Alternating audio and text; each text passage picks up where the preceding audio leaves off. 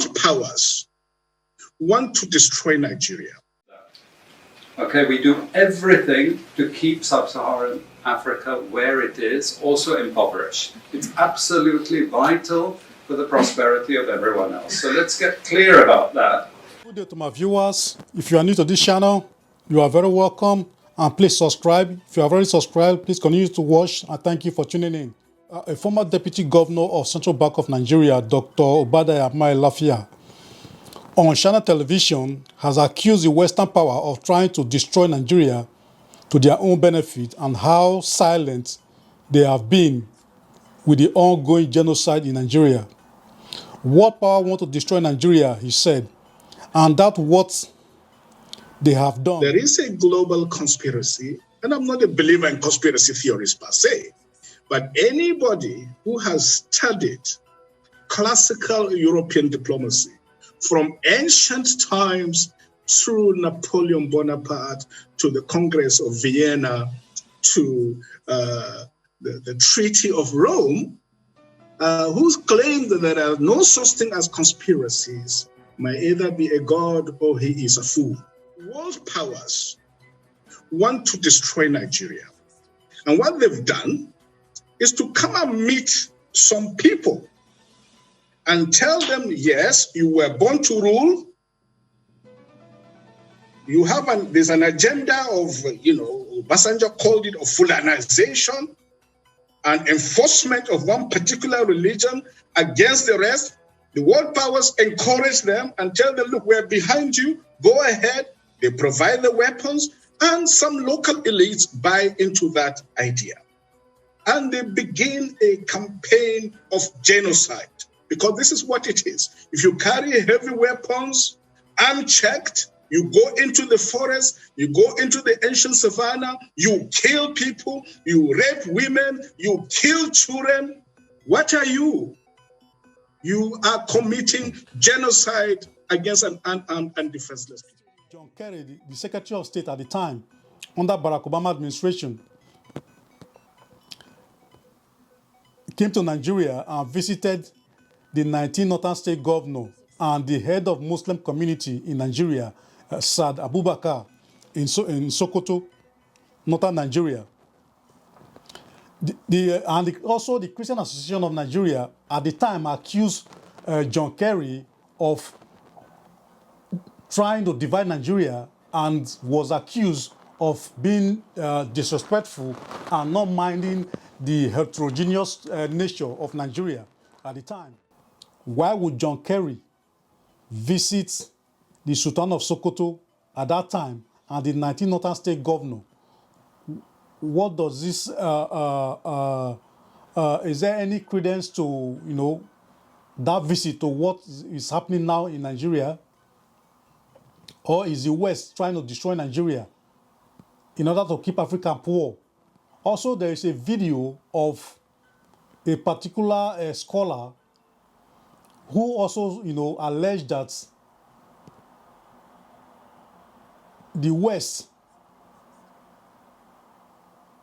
want to keep Africa poor in order for the West to continue to extract raw material for their own development, because according to him, they cannot afford to let sub-Saharan Africa to develop, because they need the raw material more than the sub-Saharan Africa countries, because if they allow them to develop, Europe will suffer, according to him.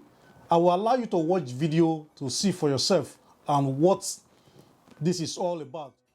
Africa, historically, sub-Saharan Africa, has been fundamental to the global prosperity of the advanced countries.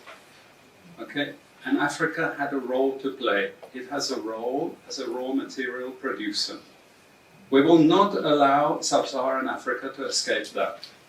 Okay, we do everything to keep sub-Saharan Africa where it is, also impoverished. It's absolutely vital for the prosperity of everyone else. So let's get clear about that. Okay, and this means all the economic structures, all the global institutions and the economics we teach everyone is all designed to keep Africa exactly where it is. And whether it is Europe or US or now China, it's always the same. We need Africa to be impoverished because we need those raw materials and we need them dirt cheap. Okay, so that's the message. It doesn't mean to say that there's nothing Africans can do. Of course there is. Okay, but this is the opposition that they're fighting. This is what it's about. Because if Africa does do something different, I assure you living standards of all those in Europe and North America and Asia is going to fall. Okay? And that is a big price to pay. I assure you that the West is not going to allow that without a big fight. Okay, so this is what it's fundamentally about. What I want to show you is how these structures are operating. It's just 20 minutes, so we can't do very much, but just to give you a little bit of an idea. And why I keep the ideology part there is because we are part of the producers of ideology. At universities and academic institutions, we are complicit in this whole enterprise. Okay, so the job of many Western academics is to convince Africans they have to keep doing what they're doing. Okay, and to show them it's your fault that you're poor. It's not our fault. It's your fault that you're poor. You know, so this is what we do in academic institutions, and I want to show that as well. Let me just start. This is what it's basically about, so you know what it's about. But I want to just show you the extent to which Africa is specializing in the production of raw materials and basic agricultural goods. We know the basic forces that have caused this underdevelopment. We know it's colonization. I will not discuss that very much because my colleague speaker is going to go into some aspects of this.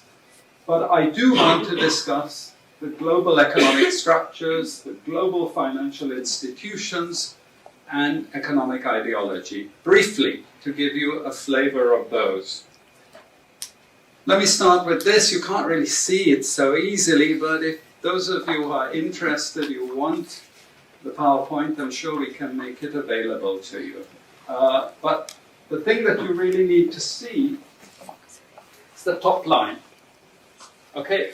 And the extent of dependency is captured by this statistic at the top. Okay? And you compare it with all other income groups, and what you see is essentially in that one statistic how dependent sub-Saharan Africa is on raw material production. Okay? This is the very heart of what makes sub-Saharan Africa beat. Okay? Here, just to have a look at one very important additional statistic, with all this export coming from sub-Saharan Africa, how much does sub-Saharan Africa account for in terms of global trade value? We know there are vast resources coming from there, but look at the bottom line in terms of global trade value. Look at that. 0.5%, 1975, 0.95% going down to 0.1. To 0.1.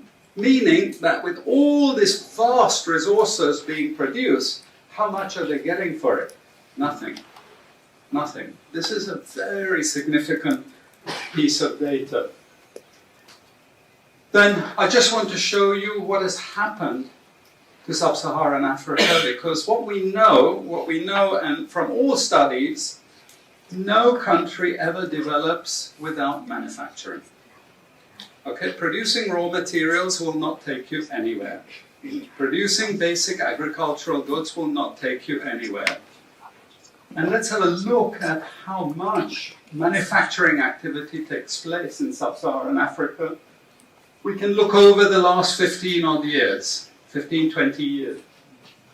And we see manufacturing has actually declined as a percentage of the total. This is percentages of total production in sub-Saharan Africa. How much of it is accounted for by manufacturing? So this figure here is 17% of the total.